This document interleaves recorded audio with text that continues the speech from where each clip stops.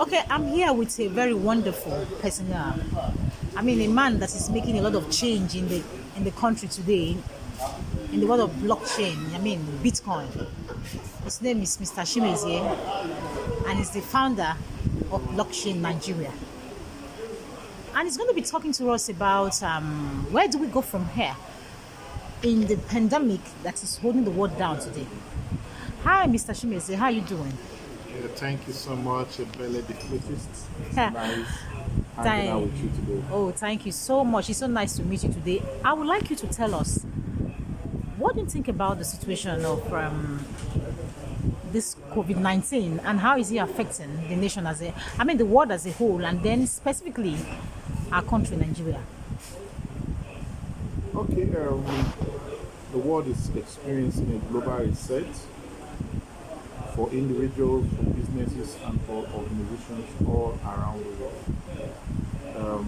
Every once in a while, in every 50 years, or in every 100 years, in every 25 years, or in every 2 years, there's typically a shift that occurs to change the mindset of the people. Of course, you know that humans are not usually subjective to change. They don't adapt to change easily.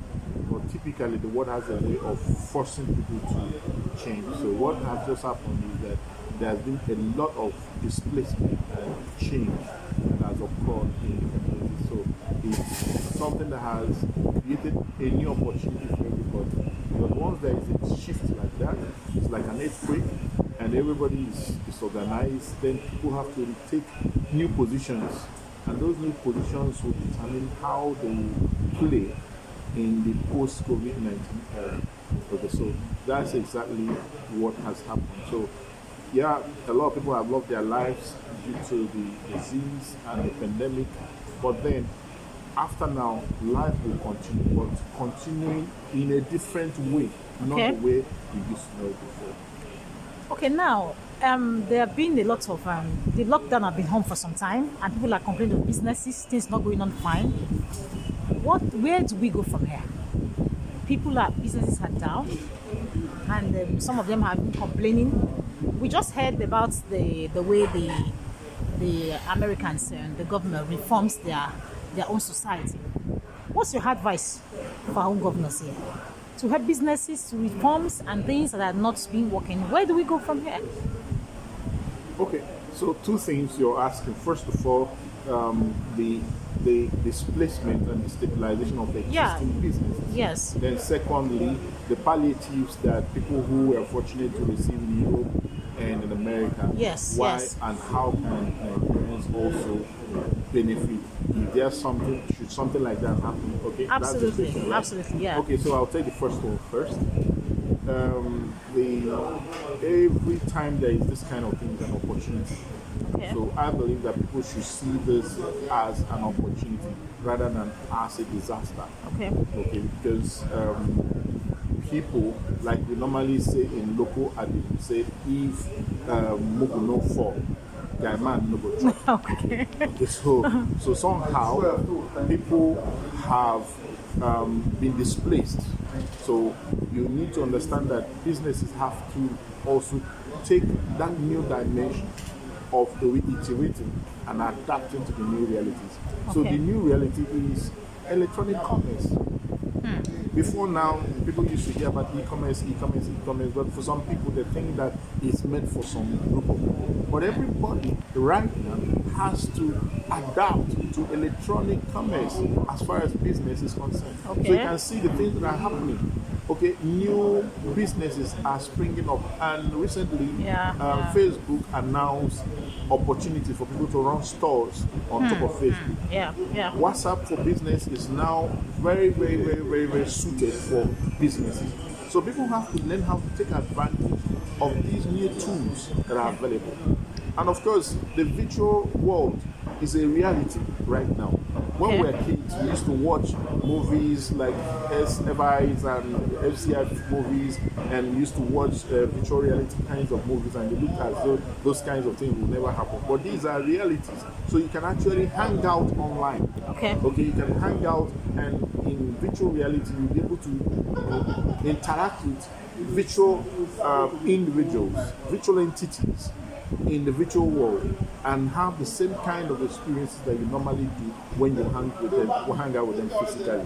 Conferences, trainings, and all kinds of workshops can now be done electronically with the same result or even better result than we used to have. So I think everyone has to reorganize their thinking and reorganize their businesses to suit these new realities. Then on the other side, which we talked about the palliative that people in America receive, or people in Europe receive. In Africa and in Nigeria, this is strange. We've never had government care for its own people. Our government don't care. They don't care. They don't help anybody. They don't support businesses. They don't support individuals. They only support themselves. Okay, so to expect it is okay, but since you are not getting it, you shouldn't be disappointed. All right. So there's nothing there that we didn't get palliatives. You shouldn't make a business not to do well because you were not used to getting palliatives from the Nigerian government. Okay. And there's no story anywhere that shows that any African government does such things. So it's alien to us. So I don't think we should feel bad about that. Rather, we should take solace in that we are survivors. We are people that are designed to survive all kinds of tough conditions as individuals. Not because our government is good, not because our system is good, not because our political structure supports it, but every African, every Nigerian is designed with an inbuilt ability to survive and live out all the bad influences that our poor political and economic environment has bestowed on us. So for you out there, you're an entrepreneur, you're a business person, sit back and redesign your business in the light of the present realities. Listen, there are new tools, there are new platforms, there are new structures that you can utilize to make a lot of money. And let me tell you something, don't think about making money in terms of making naira. Naira is not money. Hello, you heard me right. Naira is not money. Naira is a goddamn vampire that sucks your sweat. Okay, guys. Learn to make money in dollars or in digital currencies. Find how you can earn Bitcoin. Find how you can earn Ethereum. Find how you can earn USD. Those are the things that can help you to live above this economic downturn. Because I was very, very, very, very vigilant to watch the World Bank release. No, the World Economic Forum release their outlook for the quarter that we are in and going forward. And from what they say, most of the countries in the world will go into recession. It's only China that will not go into recession. America will be in recession, Nigeria will be in recession, South Africa is already in recession. So most of the countries of the world will be in recession. Okay, so when we are talking about recession, it means that there's going to be collapse of the economic system, and people's purchasing power are going to reduce. The only way you can sail above stuff like that is to earn in the global currencies of USD, pounds, or the digital currencies, which actually is completely deflationary. Not like the naira that, do you know how much naira is changing? 450 naira to $1. Okay, that means that 2 months ago that you had $1 and it was exchanging for 360. Today you can get 450. How much is 1 million? $2,300. Okay, so you understand the point I'm doing? Yeah. Okay, so don't look for your solace in a currency that is inflationary. Okay. Rather, pursue it in the currency that is deflationary. And that's why I mentioned those currencies like Bitcoin and currencies like Ethereum and the hard global currency like USD. Okay, so I hope you take this in the light right. I'm not Absolutely. your local currency, but that's the reality on ground. All right. Thank you so much, Mr. Chimezie. The founder himself has spoken, and I think we've heard a lot from him. I want to say thank you for this advice. I just want to believe that we are going to take this home for ourselves, and then we'll be able to learn much from everything that he had just said. So can you just say them bye for now? Let me just bye say for bye. now. Thank you. Bye, you guys. Thank you so much. I don't want to show my